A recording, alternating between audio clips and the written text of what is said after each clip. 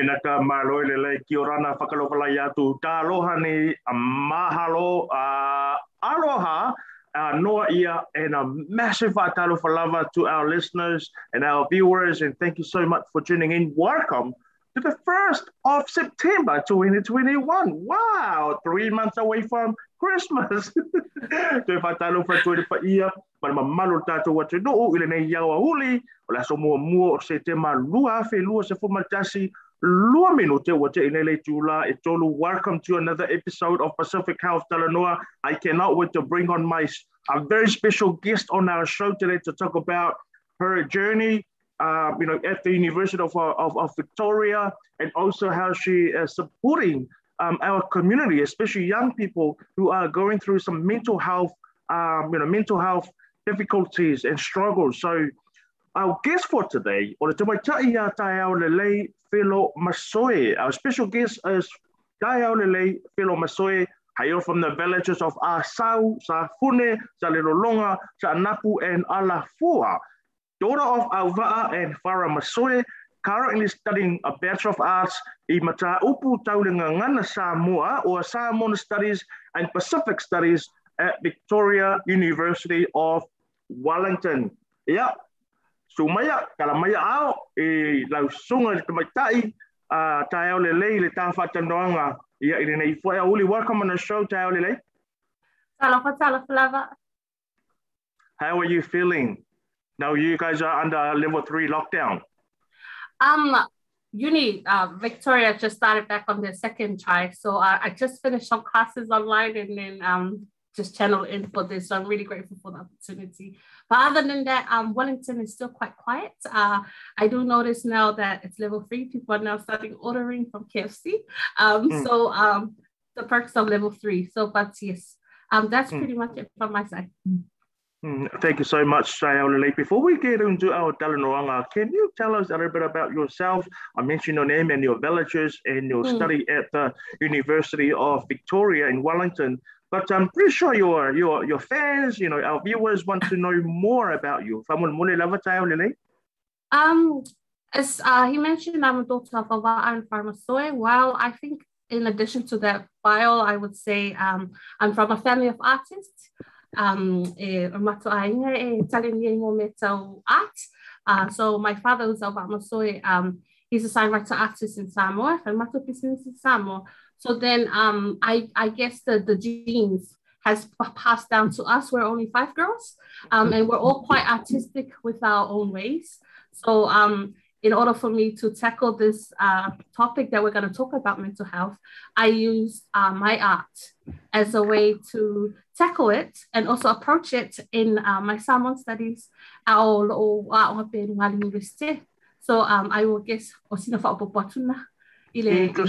Interesting how you apply the talents of yours, your art and the way you see yourself as a tamaitai Samoa to tackle these issues in mental health. Did you grow up in Samoa, Taiao Lelei? Ia na ola e Samoa, maua o ngai Samoa, ia na Marifa, ia le Fifi Intermediate, ia o le Kolisa Samoa, ia o le University Papa Ngala, ia, and of course, la wa o saulo taunu mai nei le Luafe Mariva, malo tina mai nei ia uso, ia, for that same dream that our parents have, especially if Momato, we're a family of 5 girls. So mom and dad saw the future in us to New Zealand. Yeah. Wow, what a massive responsibility for you. 5 girls in your family, no brothers. What is it like? Being a sister of 4 girls, someone Taiao Lelei? To be honest, I feel like because of how mom and dad raised us, we're really quite close. So at the moment I'm flirting with my sisters, people usually say, "What's that like?" I'm like, it's your sisters. It's just so easy. Yeah, for me, there's if one thing I regret not having a brother is someone to carry on dad and mom's last name, Filo and Masoe. But other than that, we still have the agency of carry that's in the future, so we won't talk about it, get married or anything. But but for me, as a family of 5 girls, So for me and my sisters, yeah, I'm really, really grateful for how my mom and my dad brought us up. We're really, really tight. Mm. Now, just a beautiful comments from one of our viewers, Rose Smith. She loves their artwork, even their father. Wow. Yes. Thank you so much, Rose, for your beautiful comments. Now, my first question is, when I came to know that you are using your talents, in art and your identity as a tamaita'i Samoa to tackle mental health issues. Can you tell us what is mental health to you? For me, this first came up because while I was taking Samoan studies, I'm from Samoa, so I say it's your assignment. It's about Samoan customs, and if I make a video about what Samoa looks like for you while living in New Zealand, what you can observe or what you went through. So for me, I decided to tackle mental health because I am still battling it after the loss of my mom, and of course, with being away from home, there's quite a lot of things, but I know it's the Umalava journeys of Tangata. So I decided to make a video. I hope we're gonna show it before I talk more about it, because I feel like the video, because I'm a vocal person, speaks more than, and it depends on how you view. So there's no right or wrong way you see in artwork. But for me, that was one way I could attack what mental health is for me. But mental health for me is that idea when, for me personally, it's when the physical and mental do not align. And there's that space where you really want to do it, but physically you cannot move. Then it kind of ties to anxiety. That's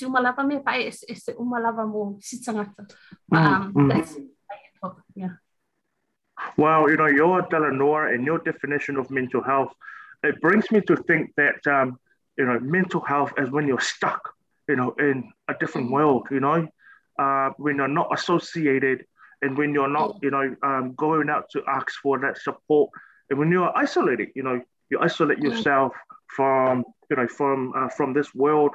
But thank you so much for sharing your stories, because it is definitely going to motivate someone, and it's definitely going to help me as well, as a father, as a husband, and as a community person trying to help and support our people. Thank you so much. In your view, in your perspective, and with you studying mental health at university, what do you think the current state of mental health amongst Pacific in New Zealand is like? Well, I do not work in any of those jobs that others are blessed with that keep track of the statistic, because as we all know, we're now living in the age where everything is based on statistics, facts. But I would like to just bring in that I do know it exists in our culture. And I do know that it thrives through silence. And that's one thing that we don't talk about much. This is just me personally. I'm not but that idea of talanoa, we do say we talk talanoa. Talanoa can be beautiful because tala is story or to tell, and noa is making a notion that is tapu, like not tapu anymore, like easy to talk. But when it comes to certain things, it's low. When it comes to sex or rape or depression, it's really hard for our culture or for some families to talk about. And for me, in my own family, as I said, family of girls, mom and dad were quite open-minded for us to, they always force us to talk, even though you don't want to say anything. I was like, oh, I hated it. But then I feel like mom and dad letting our voices be heard was one way for me to now be confident to talk about it to anybody. But yeah, mom and dad always want to hear our opinions. But the beauty for me of Talanoa is that we have that proverb la o tamata te whawhana o tama manwhana I whunga la au au tamata te whanga upumatala. If it's the upumatala, then why is it so hard when it comes to the wa to talk about it, parents to children or children to other people? It's quite hard.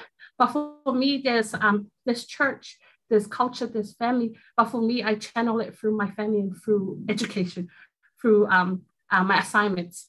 And me talking about it then ended up into the Union magazine and me talking about it to other people during the arts exhibition for the week of Pacific Week here at Victoria. So for me, it was just stepping stone. And now I'm able to hopefully bless somebody to know that they are not alone, that it is a topic that needs to be heard. And if I get that going, there's one reading by Mariota. He says that our culture is like, we're so used to be seen and not heard, especially the youth.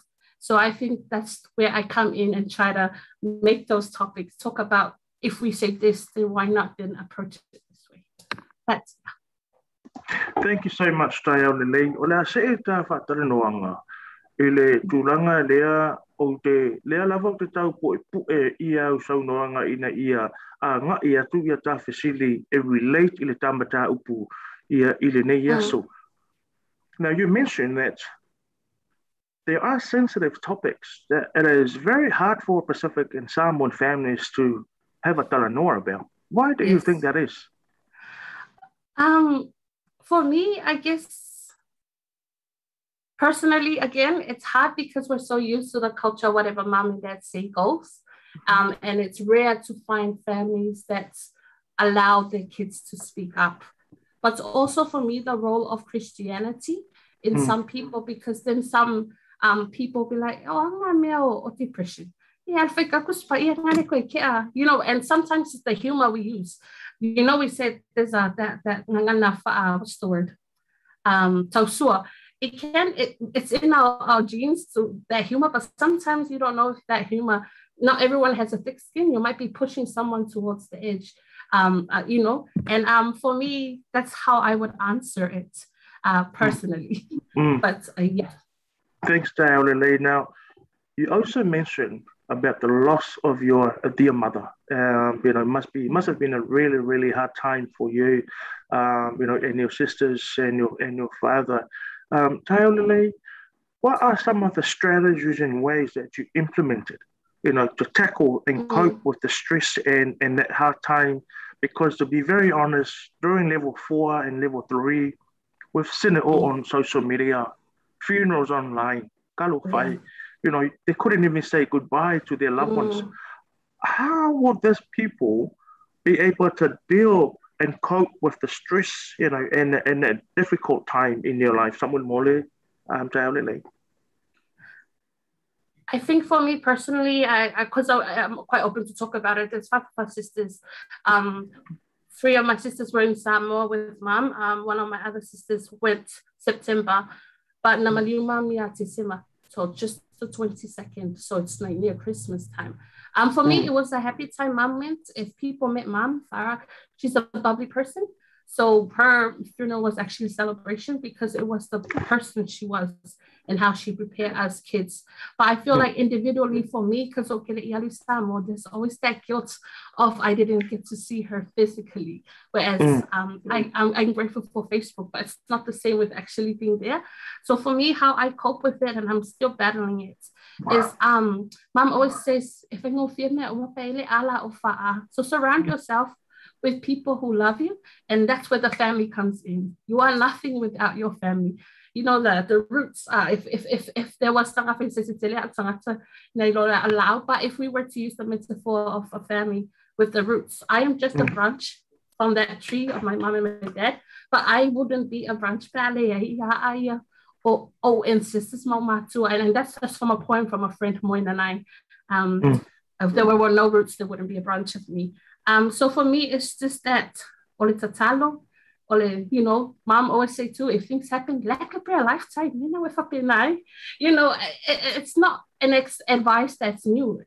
I'm sure every family and youth goes through that too. But for me, the main thing that makes me resurface, because I know how to drown. So for me to resurface is mom's fault. If people know mom's quite bubbly, so whether I rush out of the door or I just have to wait till she kissed me, and she always say, always remember you are a blessing, be blessed or be a blessing to someone else today. Always. Maybe mom forgets, you look to the bus stop, always remember you're a blessing, be blessed or be a blessing to someone else. So for me, that's know that you are worth and you're not alone and you are a blessing. It's one thing for me. So I feel like whoever is going through depression too, that know you're not alone and you are here for a purpose. And if anything else, just remember you are a blessing. And for me, sharing this hopefully also will bless someone else, because it is a blessing. It has blessed me when people talk back and go that they are going through the same situation. Now, you mentioned in your introduction that you also went to UPY in Samoa. Yeah. What are the difference between, the university life back home and here in New Zealand now that you are at the Victoria University? I think the difference for me, because I like no formal matua. So there was always something that I feel the time look all the there's always things on. And I think like even with the school system, it's just the feeling that you're at home and everything is over there, but the idea that it's branch out but while living here in New Zealand, it's hard to explain. I guess like sometimes for me with my culture and everything, I need to leave Samoa to come here to really, really appreciate what I had back home. I guess for some New Zealand born Samoans, you have to go back home in any point of your life for you to come back and then have a different view or horizon of what life in Samoa or being Samoa is. I don't know if I answered your question. But, can you just say a little bit about that video that you did for your assignment before we play it? Yes. As I say, I love art. So for me, I do quite a lot of art things, but my shirt is in my stencil type. So what's a way to tell my story? Because nobody tells your story better than you do. So I'm like, okay, might as well just use a glass bottle. For me, a glass bottle, it's hard. When people see it's hard, but it's also really fragile when it drops. So for me, people always see the bubbly side and the hard side of me that they do not know when these two eyes close physically, the third eye, which is your imagination, your dreams, opens. And that journey can be really lonely at nighttime when you feel like I'm all alone and there's no one understand my circumstance. So for me, that's why I use the bottle as a metaphor. And also the idea of a bottle, I bottle in a lot of things. I don't much want to, when I'm angry at someone, I don't want to share it or open up. So hence why in the video also, I left the lid open for negativity to pour out and for love to come in. So again, that whole concept of like, there's no one who's got to know, there's always. So for me, I left it open for negative to pour out and for love to pour in, but also for people to understand that what you see is not really what you get. Like, it's not the book of the cover, but it's the core that's more important. So that's why I made this video. Hopefully it speaks for some, because that's how I address mental health and depression without saying it. But yeah. Okay, our beautiful viewers and listeners, let's have a look. Let's watch this beautiful piece by Taiaolele Filomasoi.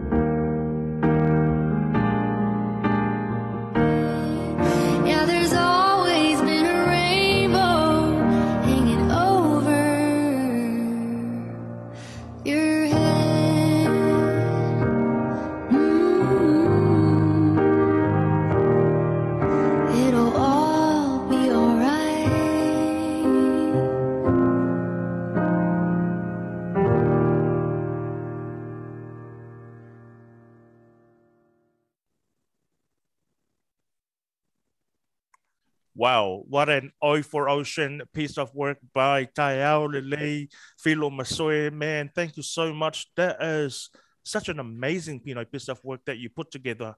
And for you to come up with that idea of using a bottle, I never thought of that idea. And I guess our viewers and listeners are now getting the message that we do not need to bottle everything in.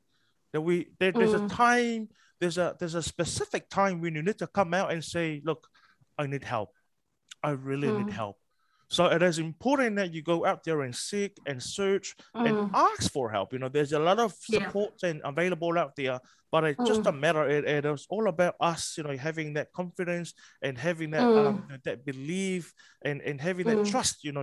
Especially someone that you can trust. If I open up to anybody, because sure, that is some of the challenges I feel, because sometimes once you open up, then you're like, oh, now I feel like I'm an open book. I'm a bit more vulnerable because, in our culture, the culture of whisper, sometimes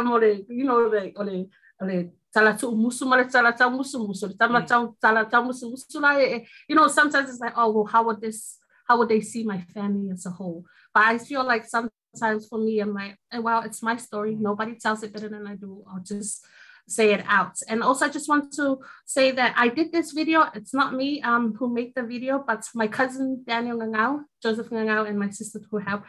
This was during lockdown. And when there's limited resources, you have to come up with an idea. I'm not a phone person. I do not have a phone. So I don't know how to make a video for the assignment. So lucky I was in a bubble with my cousins. And when I was actually presenting, it was so good to have them around me, not for people to see, but just the support. And I feel like that's one of the number one things that people that go through mental health need is the support to be seen.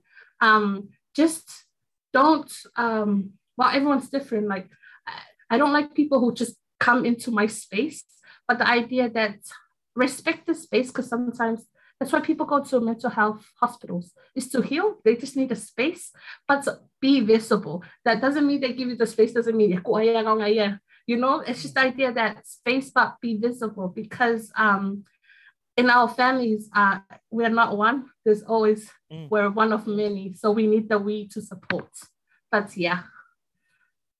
Now, what would you advise, for our young people, that are going through that, that phase of life and that very difficult time of having to, communicate their feelings and their thoughts to their parents. That they have a lot bottled in, but they can't come out and share it to their parents. See, I cannot speak for everybody because every family is different. And that's the reality. For me, I was blessed to have a family who was able to sit down and listen, because it takes courage to stand up and talk. But it's that courage for people to sit down and actually listen and really listen. So for me, I was really grateful to have parents and family and bubble that really supported me. But for other people, we did have a session on Sunday. Like, it wasn't, when they were talking about their experience, it wasn't the talanoa, it was through the action.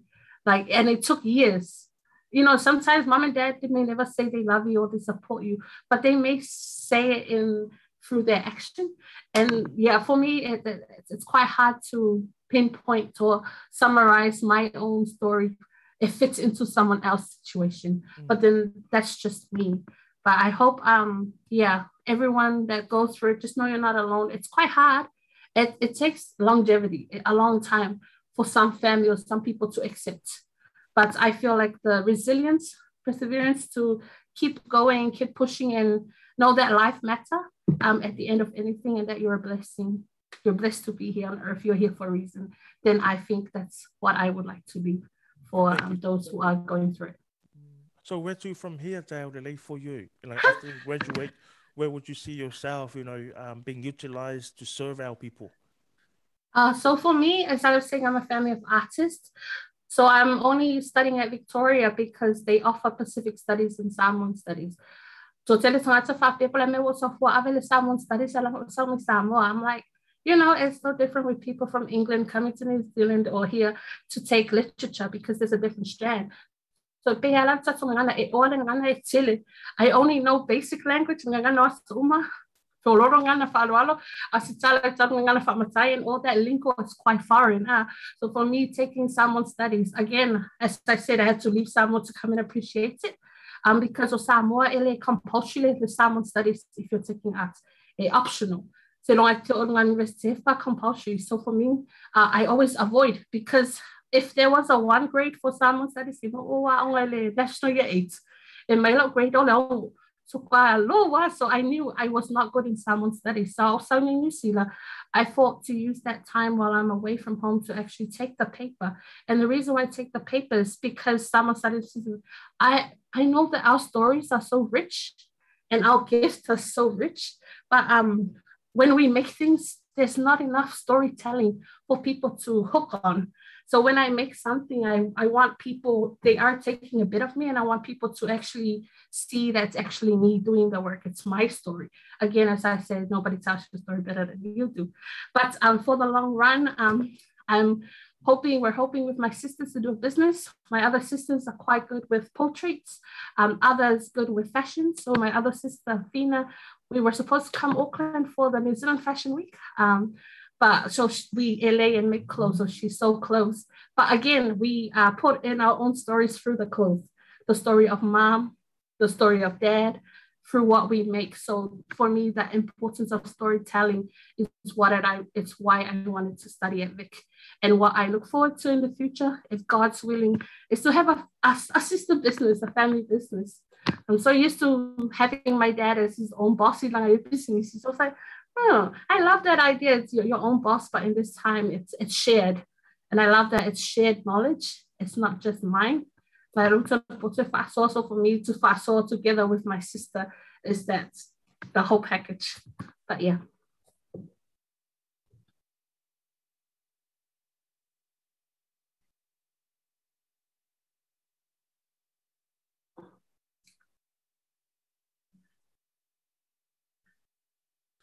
So sorry, my beautiful viewers and listeners. I didn't realize my mic was off. But I just want to say thank you, Taiaolelei, for having the courage to come on the show and the confidence, you know, to share about your experience, to share about your journey, and some of the personal stuff about you that you shared that I hope will help someone that's going through the same struggle and the same journey.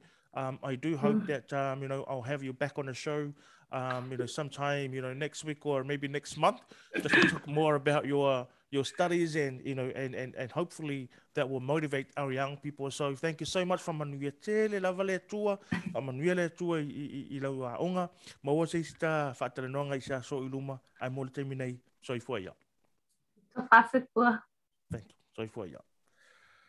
And that is our first part of our Pacific Health Talanoa for the 1st of September 2021, 3:30. I'm going to have a break and we'll bring in my second guest, Rachel Scully, the Director of Nursing for Tamaki Health, to talk about their vaccination centers, their COVID-19 testing station. So tune in the second part of Pacific Health Talanoa.